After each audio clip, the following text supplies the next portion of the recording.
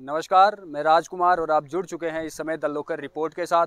आपको मैं बता दूं कि 2-3 दिन पहले आपने द लोकल रिपोर्ट पर एक न्यूज़ देखी होगी, जिसमें जो है पारुल दुबे जी ने वो रिपोर्ट की थी। और उसमें आप देखेंगे कि एक फैमिली जो है अपने जो है उस पर एलिगेशन लगाते हैं और उनका कहना ये था कि जो डीडीसी है मरमत से, उन्होंने भी उनकी जो ज़मीन है उसको हड़पा है। और साथ में जो मेरे साथ फैमिली है, इन पर भी एलिगेशन लगाए थे कि इन्होंने भी जो है हमारी ज़मीन को हड़पा है। कुछ मिलिटेंसी का दौर था उस समय, जो है हम अपने घर को जो है छोड़कर जो है एक दार पर रहने चले गए थे। लेकिन जब वहाँ से वापस हम लौटे तो वापस लौटने के बाद जो है हमारे पास वो ज़मीन नहीं रही, बल्कि हमारे ही भाइयों ने जो है उस पर कब्ज़ा कर दिया। तो सबसे पहले चाचा, क्या नाम है आपका? गुलाम अहमद। तो चाचा, सबसे पहले आप मुझे ये बताएं कि उन्होंने आप पर एलिगेशन लगाए हैं कि आपने उनकी ज़मीन हड़पी है, तो आप क्या कहना चाहेंगे? नहीं, ज़मीन तो वो मैंने ली है भाई से खरीदी है ज़मीन। अब हो गई 2007 की बात है ये।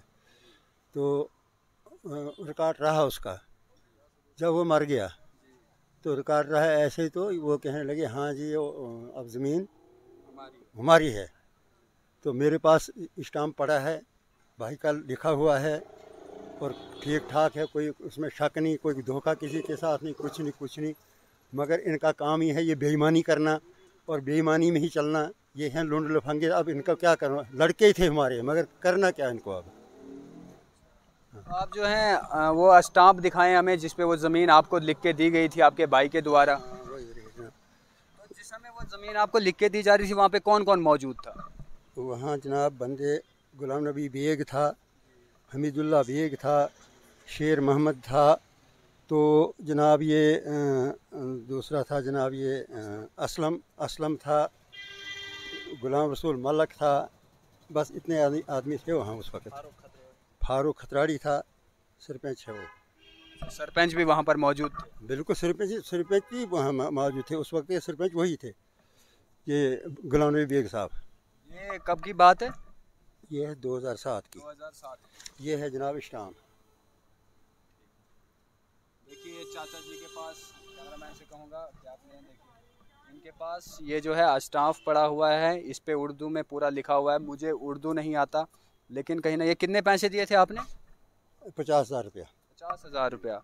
ये हाँ, इस पे उन्होंने, यहाँ पर अगर हम देखेंगे, यहाँ पर सिग्नेचर्स भी किए हुए हैं। ये सारे सिग्नेचर्स जो हैं आपको उर्दू में दिखेंगे। गुलाम कादर, यहाँ पर जो है एक नाम मुझे पढ़ने में आ रहा है, एक KBAGB। ये अच्छा, तो ये जो है इनके पास प्रूफ है कि ये जो ज़मीन है इन्होंने ख़रीदी थी। लेकिन चाचा, बात ये है कि उनका कहना ये भी था कि उनका मानना है, बरादरी ने भी हमें कहा कि उन्होंने, चलो जी, वो क्लेम करते हैं कि 50,000 में ज़मीन खरीदी है और हमने जो है उनको 1,00,000 रुपया वापस भी दे दिया। तो इस बारे में क्या है? उन्होंने आपको 1,00,000 रुपया दिया है? ना मुझे कुछ नहीं दिया है। ना। उन्होंने कहा कि हमने पूरी बरादरी से बातचीत की, जब बरादरी ने हमें कहा कि आप इनको जो है 50,000 की जगह 1,00,000 रुपया दे दो, तो ये ज़मीन आप ही की हुई। तो इस बारे में उन्होंने कहा कि उन्होंने हमसे पूरा 1,00,000 रुपया भी ले लिया है। तो हमें मत है पता हो, मुझे अगर कोई कुछ भी दे ज़मीन में थोड़ा छोड़ूंगा अब इतने साल के बाद। आप सोचने की बात है कि अब अगर 14-15 साल हो गए तो इस वक्त ज़मीन कैसे छोड़ूं? इस वक्त रेट ज़मीन का क्या है? उस वक्त क्या था? उस वक्त हद से 10,000 रुपया कनाल तो मैंने खरीदी थी। इस वक्त है जनाब 2.5-3 लाख रुपया कनाल। अब मसला ये है, तो अब कैसे वो हो सकता है? तो इसके अलावा सरपंच वगैरह वो सब आपके साथ थे? वहाँ पर भी कोई मीटिंग पंचायत बैठी इस ज़मीन के बारे में लेके? हाँ, जिस दिन मैंने ज़मीन ली थी, हाँ जनाब, पंचायत वहाँ थी। ये दस्तखत उनके इस पर हैं, ये बिल्कुल उनके दस्तखत हैं इस पर। सरपंच खुद था वहाँ। तो फिर दिक्कत कहाँ है? दिक्कत, अगर सब कुछ आपके पास कोरा पड़ा हुआ है, सारा सिस्टम आपके पास ज़मीन का पड़ा हुआ है, उसके बाद भी फिर ये लड़ाई झगड़ा किस बात का? लड़ाई झगड़ा जनाब, वो कहते हैं दे दो वापस। हम कैसे देंगे? अब दे सकते हैं हम वापस? अब लड़ाई झगड़ा इसी, वो कहते हैं कि वापस दो जी हमें।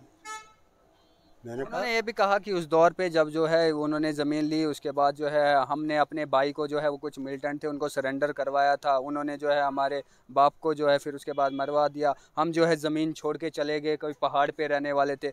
फिर पहाड़ से जिस दिन वापस आए हम, उसके बाद हम अपनी ज़मीन पे बैठे, हमारी बाप की थी, हमें वहाँ पर बैठने नहीं दिया जा रहा, हमें तंग किया जाता है। और जो है उनको कोर्ट में लेके गए, कोर्ट में उन्होंने अंदर माना कि चलो जी, हम बाहर आपको लिख के दे देंगे, हमारा वो हो गया है, आपस में बातचीत हो गई है बाहर। और जैसे ही आप बाहर निकले, बाहर से आप भाग गए वहाँ से। उसके बाद उनको आज तक नहीं मिले। वो जनाब फ्रॉड है सब। वो सर कोर्ट गए थे? हाँ, कोर्ट में राजीनामा केस था ना, राजीनामा वहाँ किया ना। राजीनामा किसने किया था? काउंटर परचेस से लगे दोनों तरफ से, तो वहाँ राजीनामा किया हमें। तो राजीनामे में क्या बातचीत हुई? कोई बातचीत नहीं, तो केस खत्म हो गया। केस आपने खत्म किया, उन्होंने किया? उन्होंने भी हमने भी, अच्छा दोनों तरफ से काउंटर परचे थे। राजीनामे में क्या लिखा था? राजीनामा में यही लिखा था कि अब हम लड़ेंगे नहीं तो राजीनामा हम कर देंगे। जमीन को लेके कोई बात नहीं ना, ज़मीन की कोई बात ही नहीं थी उसमें। हाँ, चलिए, जो है इनके पुत्र भी इनके साथ हैं। इनसे सर क्या नाम है आपका? अजीज़ुद्दीन। तो आप मुझे बताएं, आप पढ़े लिखे भी लगते हैं मुझे, अगर ये सारी कागजी कार्रवाई की हुई है उसके बाद भी आपको क्या दिक्कत है कि जो है ज़मीन में आप काम नहीं कर सकते, लड़ाइयाँ जो है चल रही हैं? सर इनकी कोई समझ में बात नहीं आ रही है, ये क्या मसला है। इनका तो पहले भी ये धंधा चल रहा था, मतलब पिछले साल भी इनका एक इधर इन्होंने हमारे खिलाफ एक कंप्लेंट की, तो इनके पास एक मिलिटेंट प्रूफ हो गया। वो कहाँ पे प्रूफ हुआ? इनके पास पत्नी टाप में। वो इस चीज़ से हम नहीं रुकने वाले पीछे, चाहे कुरान पे फैसला हो जाए, कसम पे हो जाए, जैसे जहाँ भी हमें कोई भी बंदा जहाँ भी ले जाए। तो CID ब्रांच से आप पता कर सकते हैं, ये कहाँ से, पत्नी टाप से। आर्मी मेजर से पता कर सकते हैं। अब्दुल गनी और अख्तर हुसैन उसमें मिले हुए हैं। पिछले साल भी इन्होंने ये ब्लेंडर, बहुत तगड़ा ब्लेंडर किया कि इसको जी हम पता नहीं क्या, ये कहाँ से लाया कहाँ से नहीं। फिर आर्मी मेजर साहब ने उनको पूछा, बोलो भाई ये कहाँ से लाया बंदा आपने? तो उसके बाद इन्होंने बोला कि ये बंदा उधर का है, वो प्रूफ कहीं का नहीं हुआ। जब वो नहीं हुआ प्रूफ, तो आर्मी मेजर साहब ने उनको बोला कि अगर ये बंदा कहीं आपसे गुम हो गया, तो गनी को बोला कि तू अंदर जाएगा। तो इस समय वो उसका कोई पता नहीं चल रहा है, उसने वो कहाँ भेजा है कहाँ नहीं। इसका काम ही यही है 24 घंटे, ये बस ये ब्लेंडर करना, इधर से उधर, उधर से इधर, बस इसका ये काम है। दूसरी बात सर, इसके पास जब ये इधर हमारी मरमत वाली साइड जाता है, ये पता नहीं है, इस ज़मीन को हाथ मारने की कोशिश किया है। इसकी बेची तो है, इसके फादर साहब ने भी बेची है, इसने भी बेची है। इसके साइन है, उस जो स्टाम्प लिखा हुआ है उसके ऊपर इसके साइन किए हुए हैं। सब भाइयों के साइन है, बहनों के साइन नहीं है, भाइयों के साइन है उसके ऊपर।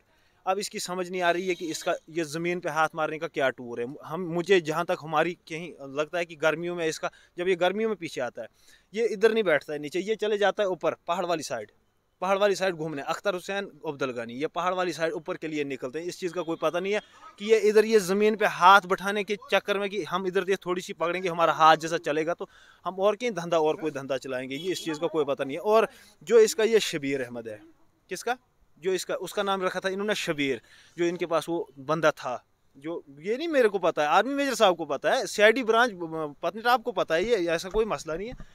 तो जो बंदा था, इस बंदे से परसों कहीं अब्दुल गनी ने खुद बोला कि मेरे को उससे जी पर महीने का 20,000 रुपये आता है। ये पता नहीं हमें कहाँ से आता है, ये अब्दुल गनी को पता होगा कहाँ से आता है कहाँ से नहीं, क्या सिस्टम है ये। ज़मीन जो है सर, हमारी ज़मीन हमने ख़रीदी हुई है। अगर ज़मीन में ऐसा कोई मसला नहीं है, अगर सर जैसे कसम पे कुरान पे होता है, अगर कोई हिंदू है तो वो गीता पे फैसला दे सकता है, अगर कोई मुसलमान है तो कुरान पे फैसला दे सकता है। इनको हमने बोला कि अगर ज़मीन सर आपको मतलब ऐसे ईमानदारी पे चाहिए, आप एक काम करो, आप कुरान पे आओ कि हमने ज़मीन को नहीं बेचा हुआ है, हम आपको ज़मीन ऐसे ही छोड़ देंगे, सूखी ज़मीन छोड़ देंगे, हम पैसा कोई नहीं लेंगे आपसे। उस पॉइंट पे भी नहीं खड़े होते हैं ये आप। ये दूसरी बात है सर ये कि DDC को जैसे ये बीच में सर मिला रहे हैं, अगर सर वो ऐसा काम करेगा तो उसने किसी का क्या काम करना है? ऐसा बिल्कुल कुछ नहीं है, ये फ्रॉड है, ये 2 नंबर काम है। और उसने नहीं खरीदी है, वो अंकल ने खरीदी है, उसको क्या पता है, DDC को बेचारे को पता ही नहीं है, वो पता नहीं कब का उधमपुर निकल गया, उसको कोई पता नहीं उस ज़मीन का। खरीदी है ज़मीन वो, लेकिन वो अंकल ने ज़मीन खरीदी है, उस अंकल की भी डेथ हो चुकी है, लेकिन उस ज़मीन को रिकॉर्ड चल रहा था, क्योंकि उसके बीच में से कोई रोड आने वाली नहीं थी। जो ये हमारा रिकॉर्ड रह गया इनके पास, इनका जो डैडी था, जो मतलब अब्दुल गनी साहब का जो डैडी था, गुलाम रसूल अंकल थे हमारे, वो भी बेईमानी पे खड़े नहीं थे, वो हमें रिकॉर्ड देने के चक्कर में था। तो उसके बाद जो हमारा वो एक है उधर, हमारा उसका नाम है पटवारी का, किच्छा पटवारी है उसका नाम। तो उसने बोला कि यार अगर अभी आप ये रिकॉर्ड चढ़ा दोगे, रिकॉर्ड चढ़ाने गए, अंकल भी गए, डैडी साहब भी गए, हमारे वाले जो हमारे ये मुश्ताक साहब के डैडी हैं वो भी गए, उन्होंने अपने वाला चढ़ा दिया, उसका भी चढ़ाना था उन्होंने वो। तो उन्होंने पटवारी साहब ने आगे से बोला, उन्होंने जवाब दिया कि यार अगर आप अभी रिकॉर्ड चढ़ा दोगे, सक्के भाई हो, तो इसमें लफड़ा हो जाएगा, आपको मुआवजा नहीं मिलने वाला, ये खजाने गवर्नमेंट खजाने चले जाएगा। तो वैसे ही वो रिकॉर्ड ढीला रह गया, अंकल की हो गई डेथ, तो चोट हो गई शेर सर। अच्छा, इसके अलावा उन्होंने एक और वीडियो दिखाई थी जिसमें जो है लेडीज़ को मारा जा रहा था, लेकिन वीडियो जब हमने देखी उसमें शक्लें तो नहीं दिख रही थी लेकिन आवाज़ें आ रही थी। उन्होंने कहा कि आप ही पे इल्ज़ाम लगाए थे कि उन्होंने जो है हमें मारा, हमारी मम्मी को मारा, उस समय बहुत बड़ा पंगा हुआ था। उस वीडियो की क्या सच्चाई है? उस वीडियो की सर सच्चाई ये है कि वो हम घर में नहीं थे। उधर हमारी बहनें, मतलब कोई बहन थी, कोई बीवी थी, किसी की बहन थी, किसी की बीवी थी। वो जब उधर कहीं ज़मीन में निकल गए, ऐसे ही कहीं आग जलाने लगे, कुछ करने लगे, तो उधर उन्होंने भी हमारे घर वालों उसी बात पे, वो तो काउंटर पर्चे उसी बात के हैं, काउंटर पर्चे तो वही है। उन्होंने भी कहीं वो हमारे बीवियों को मारा, तो हमारी बीवियों ने उनकी बीवियों को मारा। बस वो वही सिस्टम हुआ उस दिन। मतलब सुध महादेव से आके उधर जाके वो हमला किया। तो ऐसे अब उन्होंने बनाया ड्रामा कि ये है जी वो है। सर एक बात और है, ये सरकार के पास भी अपील है, मेरी एडमिनिस्ट्रेशन के पास भी है, आपके पास भी है, कि अगर हमारी इसमें कोई 2% की गलती निकलती है, कुछ 2% की चोर बाजारी निकलती है, निकलेगी सर, हमारा कोई अधिकार नहीं होगा इधर, हिंदुस्तान में ही नहीं रहेंगे सर। हिंदुस्तान को छोड़ के हमारे को कहीं साइड ही कर देना है। अगर कुछ भी गलत होगा, मतलब कुछ भी गलत होगा, इसमें हमारी कोई भी 2 नंबरी होगी। अगर वो इस वक्त भी आते हैं सर, एक मतलब ये नहीं है कि पुलिस के सामने आ जाए, तहसीलदार साहब के सामने आए, जैसे भी आना है, किसी पॉइंट पे भी अगर इस वक्त भी आते हैं, कुरान पे वो फैसला करें कि हमने इस ज़मीन के पैसे नहीं लिए हैं, ज़मीन नहीं बेची है, कुरान पे बात हो जाए, तो तहसील भी वही है, कोर्ट भी वही है। कुरान मतलब ईमान, जब कहीं पॉइंट पे, किसी पॉइंट पे बात चढ़ी, तो ईमानदारी पे जब बात आई, कहीं भी कर सकते हो। कुरान पे वो फैसला दे दें इस वक्त भी कि हमने ज़मीन को नहीं बेचा हो, हम ज़मीन अभी भी इनको बिल्कुल बिना पैसे के वापस दे देंगे। हाँ, अब आखिर में क्या चाहेंगे आप? सरकार से, एडमिनिस्ट्रेशन के से क्या मदद की उम्मीद रखते हैं? मदद की जनाब यही है कि हक रसी होना चाहिए।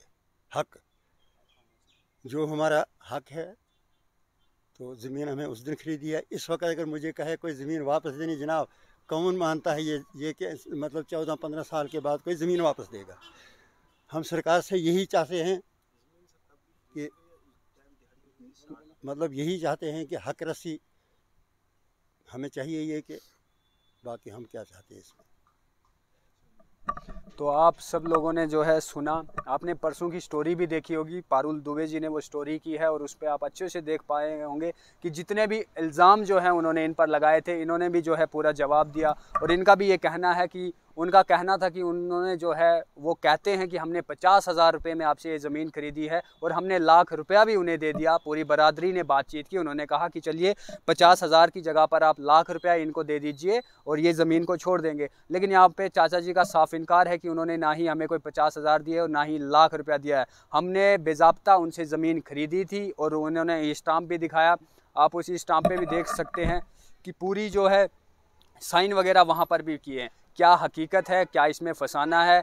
मैं उम्मीद करता हूं कि जो पुलिस है हमारी, वहां पर जो चौकी है वो जाए, वहां पर देखें असल में मुद्दा क्या है, हकीकत क्या है। ऐसा ना हो कि कल को जो है वहां पर लड़ाइयाँ हो, किसी की गर्दन कटे, किसी का हाथ कटे, और उसके बाद जो है पुलिस वहां पर जाकर अपनी कार्रवाई करे। उसके अलावा उन्होंने ये भी कहा था कि हमने जो है कोर्ट में गए, कोर्ट में जज साहब के सामने उन्होंने कहा कि हाँ हमें आपस में सुलटा हो गया है, लेकिन बाहर आके जो है वो भाग गए, अब तक जो है वो मिले नहीं है। लेकिन इनका साफ तौर पर कहना यही है कि हम जो है वहाँ पर गए थे, हमारी आपस में जो है बातचीत हो गई, लेकिन उसके बाद जब हम बाहर आए तो ऐसा कुछ भी नहीं हुआ था। अब क्या सही है, क्या गलत है, ये काम है पुलिस का, जस्टिफाई करे। और उम्मीद करते हैं कि बहुत जल्द जो है इनका काम पूरा हो जाए, और जिसकी ज़मीन है उसे मिल जाए। जो वहाँ पर जो है करप्ट निकलता है उसे जो है कृपया करके पुलिस स्टेशन में डाल दिया जाए, ताकि आगे आने वाले टाइम जो है वो इन बारों में सोचे और ऐसा फ्रॉड करने की कोशिश ना करें। तो आप बने रहें द लोकल रिपोर्ट के साथ। राजकुमार को दीजिए इजाज़त, नमस्कार।